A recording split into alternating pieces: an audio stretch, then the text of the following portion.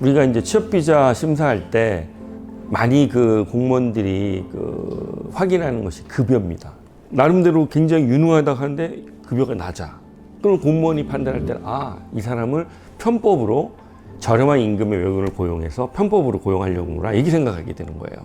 그렇기 때문에 급여는 좀 낮으면 좀 불리하다고 볼 수 있습니다. 그 외국인이 급여는 처음에 낮지만 낮은 이유를 또 잘 설명을 하면 또 공무원이 이해가 될 수 있겠죠.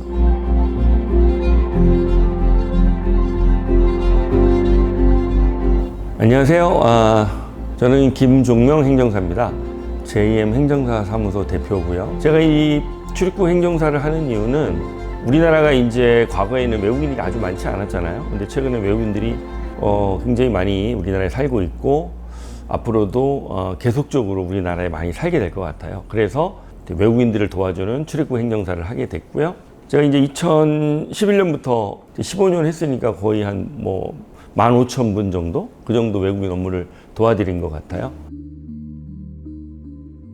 우리가 이제 외국인들이 한국에서 취업할 수 있는 조건은 기본적으로 해외에서 학사학위나 그다음에 석사, 박사, 학위가 없는 사람은 5년 이상의 경력 이런 것들을 기본적으로 요구를 하는데 주로 이제 한국에서 D10 비자, 구직 비자라고 하죠.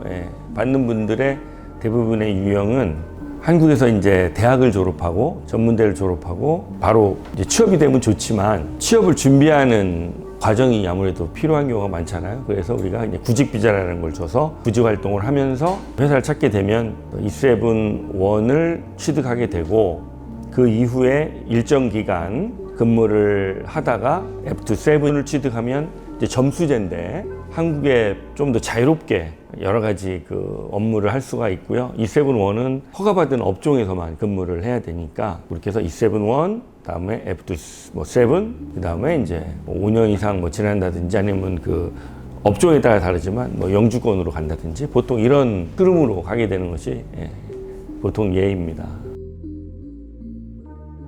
E7-1은 기본적으로 이제 본인의 전공하고 그 회사 그런 것들이 일치하고 어떻게 보면은 기본적인 요건을 갖추면 갈 수가 있고 F2-7은 좀 더 봉사활동을 했다든지 점수가 있으니까 좀 더 조건이 더 많죠. 한국어 능력 시험이라든지 E7-1 같은 경우는 한국어 능력 시험이 특별히 없어도 영어를 한다든지 다른 제3의 언어를 해도 문제가 없습니다. 근데 F2-7은 거의 토픽 시험을 거의 합격하지 못하면 점수가 비중이 크기 때문에 좀 어려운 점이 있는 거죠.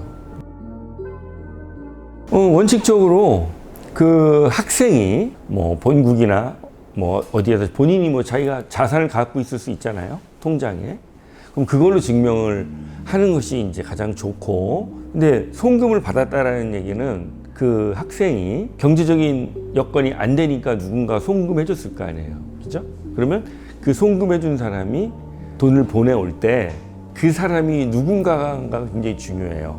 제가 말씀드린 거는 모든 분이 그렇다라는 것이 아니라 우리가 외국인들이 유학 올 때부터 보면 속칭 브로커라는 사람들이 있습니다. 그 사람들이 한국에 오면 공부, 학업보다는 돈을 벌 수 있다.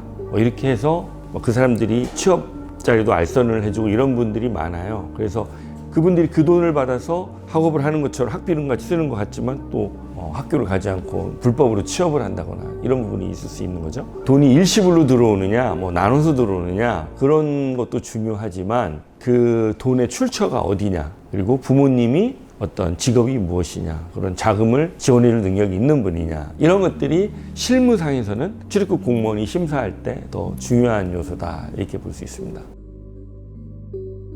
출입국 공무원들이 심사를 할 때 형식적인 요건을 보고 또 한 가지는 실질적인 요건을 봐요. 우리가 이제 E7을 받을 때 보면 전공이 있고 실질적으로 회사가 하는 일이 있잖아요. 그러면 전공과 회사가 하는 일이 일치하면 제일 좋죠. 근데 실무상 보면 대부분 전공하고 실제 그 회사에 하는 일이 사업자 등록증에 나와 있는 어떤 업종이라든지 등기상 정부 증명서에 나와 있는 업무들이 많이 상이한 경우가 많아요. 출입국 공무원한테 이 외국인을 우리 회사에서 어떻게 고용해서 활용한다는 것을 잘 설명해 줘야 되는 거죠. 그러기 위해서는 우리 출입국 공무원을 이해시킬 수 있도록 많은 자료가 준비가 필요해요. 그러니까 회사 소개서라든지 그 다음에 그 회사의 매출이 어디에서 나오는지 이런 것들, 그리고 앞으로 미래에 우리 회사의 비전은 어떻다든지 이런 것들을 잘 설명을 하면 의외로 좋은 결과를 얻어낼 수 있습니다. 그래서 이제 담당자가 이제 뭐 임용돼서 얼마 안 되신 분도 많아요. 그러다 보니까 그 우리 지침에 나와 있는 원칙을 많이 따지시는 부분들이 많이 계시는데, 최대한 그 부분에 맞춰주면서 우리 회사가 이런 부분이 꼭 필요하다, 이런 것들을 잘 어필을 하면 좋은 결과를 얻을 수 있습니다.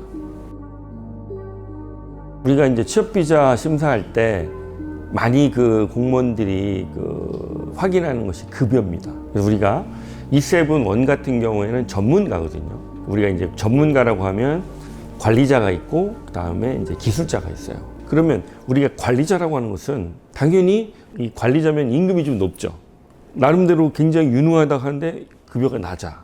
그럼 공무원이 판단할 때는 이 사람을 저렴한 임금의 외국인을 고용해서 편법으로 고용하려구나, 이렇게 생각하게 되는 거예요. 그러면 당연히 우리 내국인이 원래 고용해야 될 자리에 그 외국인이 들어가는 거잖아요. 그죠? 그렇기 때문에 급여는 좀 낮으면 좀 불리하다고 볼 수 있습니다. 그 외국인이 급여는 처음에 낮지만 낮은 이유를 또 잘 또 설명을 하면 또 공무원이 이해가 될 수 있겠죠.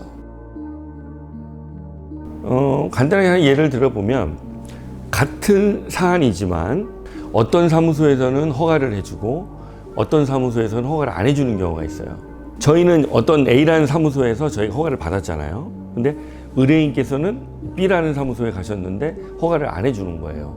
우리가 가장 그 많은 업종이 해외 영업원이라는 업종이 있습니다. 해외 영업원 같은 경우에는 한국인 5명을 고용하면 외국인을 1명을 고용할 수가 있는 거거든요. 우리가 일하다 보면은 근무자가 4명일 수도 있고 3명일 수도 있잖아요. 그래서 이제 한국인을 고용 적게 하고 이제 외국인을 고용해서 이렇게 하려는 분들이 굉장히 실제적으로 많이 있습니다. 그 업종 중에서 꼭 영업이 아니래도 우리가 이제 사람을 고용할 때 사실 영업만 시키는 게 아니잖아요. 고용을 하면 영업도 시키지만 또 어떤 경우는 회사 내부에서 어떤 기획을 할 수도 있고, 그 회사의 어떤 미래 비전에 따라서 그 외국인이 해야 될 역량도 한 가지가 아니라 또 굉장히 여러 가지 있을 수 있죠.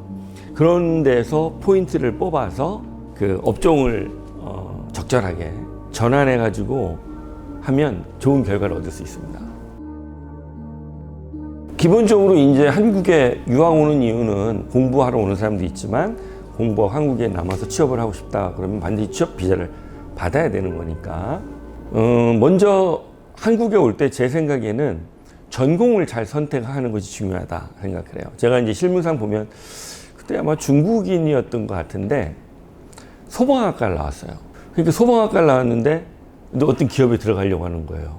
그러면 예를 들어 소방 관련된 어떤 회사면은 좀 좋은데, 우리가 이 소방 관련된 회사에서 외국인을 채용한다는 것이 사실 무지 쉽지 않거든요. 그러니까 그 외국인은 이제 왜 그 소방학과를 선택했냐 그러니까 유학원에서 그냥 여기 가도 된다고 했다고, 그래서 자기는 소방학과를 가게 됐다. 현재 우리 지침에는 전공과 직접 연관이 없더라도 신청해 볼 수가 있습니다. 그래서 대신에 이제 회사를 다시 찾게 말씀드렸어요. 그래서 다른 회사, 그 회사로는 안 되고 새로운 회사를 면접을 보시고 그 회사에 입사하게 그렇게 도와드렸죠.